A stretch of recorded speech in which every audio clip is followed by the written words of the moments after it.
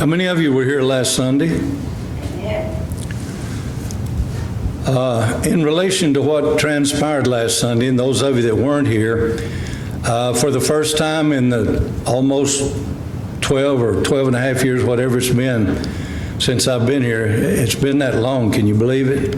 I know it seems like eternity to most of you probably. But it just seems like the other day that I came to Bruceville Baptist Church for the first time in November of 2006. But in all the times of preaching since November of 2006, I had never ever before just given a general altar call after the message. And who can tell me what the message was last Sunday morning? Can anybody tell me? 2 Chronicles 7:14, if my people which are called by my name shall humble themselves, pray and seek my face and turn from their wicked ways, then will I hear from heaven and forgive their sin and heal their land. In conjunction with that, we asked people just to come if they were really and truly seeking revival and wanting to see revival in the church. And to tell you the truth, I was talking with my good friend, Brother John Sharp, that may be coming to be with us shortly. But I was talking to Brother John Sharp last night, and I said, I guess I shouldn't have been, but I've been preaching to these same people for 12 or 13 years and hardly much response at all. And I give one altar call and everybody comes to the altar. And I said, to tell you the truth, I was kind of shocked in a way. Shouldn't have been, but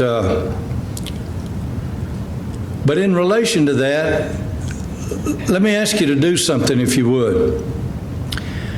According to 2 Chronicles 7:14, either at 7:14 a.m. or 7:14 p.m. or both.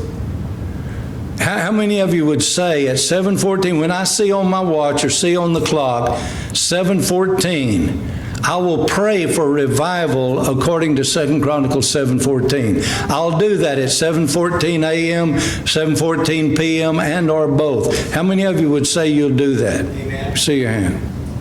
All right. If we pray for revival, let me ask you this. How many of you believe it might come? How many of you believe it will come? I'm going to share a story with you this morning. This is, as I told Brother Frank before we started, this is going to be a different type service. This is really not going to be so much a preaching service as it is a storytelling service. But I want to tell you a story. As many of you know, back in the late 70s through the mid 80s, I was doing revival services all over the country. I was doing 30 to 36 revivals a year for 5 years all over the country, crisscrossing the country from basically coast to coast and border to border. And we saw some good results in some of those revival meeting services. But we had a revival service scheduled November the 2nd through the 6th, 1980. This goes pretty far back, 1980. How many years? What was that? 39 years ago now? Almost 40 years. Almost 40 years. 39 years ago, this coming November. We had a meeting scheduled November the 2nd through the 6th, 1980 at First Baptist Church, Post, Texas. How many of you know where Post, Texas is? Home of Post Toasties. My good friend, Brother Glenn Reese, that's now in heaven, was the pastor there at First Baptist Church Post. What I didn't know when Brother John and I got there, and Brother Glenn shared with us later, when he went to take the pastor to First Baptist Church Post, Texas, he asked for a group of people to commit with him to pray for revival until revival came to First Baptist Church Post. During that time, they had had all the leading evangelists that were members of our Southern Baptist Evangelistic Conference at that time. Sam Cathy, Mickey Bonner, Jack Taylor, other well-known evangelists they had come to First Baptist Church Post with always, some good results, but not exactly the revival that Brother Glenn felt like they had prayed for. Well, as God is wont to do, it's amazing how many times God just chooses to use a nobody instead of a somebody. At that time, I hadn't been in evangelism that long. I was relatively a nobody. in the field of revival evangelism. And yet, when Brother John Sharp and I came there to post, I'll share with you a few things about what transpired, but later Brother Glenn testified that that was the revival that they had prayed for all those years since Brother Glenn had been there. It didn't start on a Sunday morning, as most really moves of God don't. I don't know what it is. Sunday morning is a formal time, in most typical traditional Southern Baptist churches.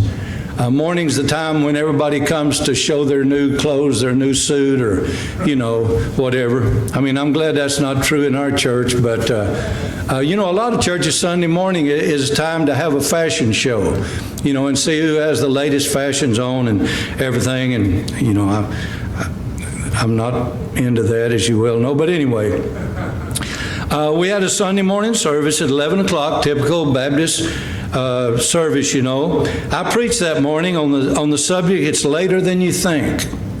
It's later than you think, according to Revelation 22, 10 through 18. It's later than you think. Well, it was a typical Sunday morning. I'm reading what I wrote down. I kept a book. This is the book I kept for all the time I was in revival evangelism. I put down the date, the church, where it was, the place, the pastor's name, and who was doing the music. And of course, most of the time, at least about 3.5 years of that 5 years, it was John Sharp that traveled with me full time for about 3.5 years of that time. And so this was First Baptist Church Post, November the 2nd through the 6th, 1980.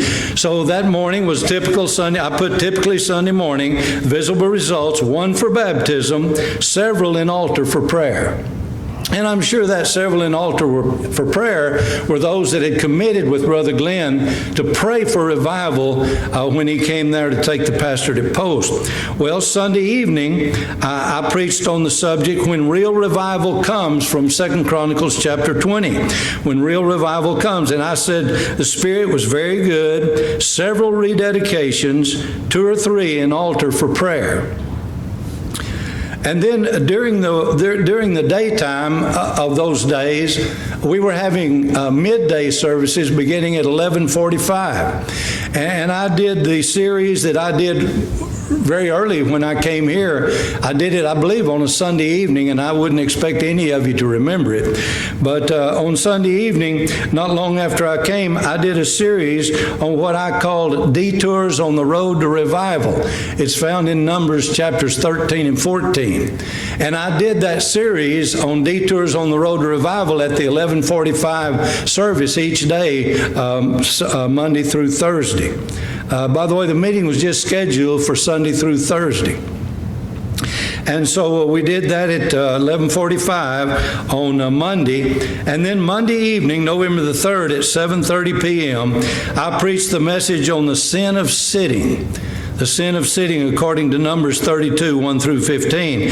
And I put the Spirit was very good. Then under visible results, the first word that I put down was the word revival with 2 exclamation points. Revival. And I parenthetically wrote testimonies, confessions, and 1 surrendered to preach. That was the visible results. Then on Tuesday at 11:45, we did the Detours on the Road to Revival again.